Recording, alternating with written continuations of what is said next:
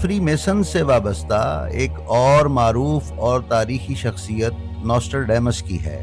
France کے ایک علاقے پروونس میں ایک یہودی خاندان میں پیدا ہونے والے اس شخص نے اس علاقے کے فرانس سے الحاق ہوتے ہی کسی حکمت عملی یا کسی اور نظریے یا خیال کے تحت اپنے پورے خاندان کے ساتھ کیتھولک عیسائی مذہب اختیار کر لیا۔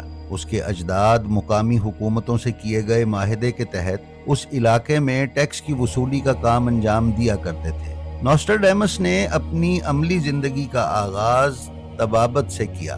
1538 سے لے کر 1547 کے درمیان وہ آسٹریلیا چلا گیا، جہاں مقیم یہودی جادوگر اور شیطان فرقہ پرست کابالا یا کبالا کے ساتھ ملحق ہو گیا۔ فرانس واپس پلٹنے کے بعد نوسٹرڈیمس جادوگری، غیب گوئی اور کبالا فرقے کی تبلیغ میں مصروف ہو گیا۔ 1550 میں اس نے باقاعدہ اپنی پیش گوئیوں کا آغاز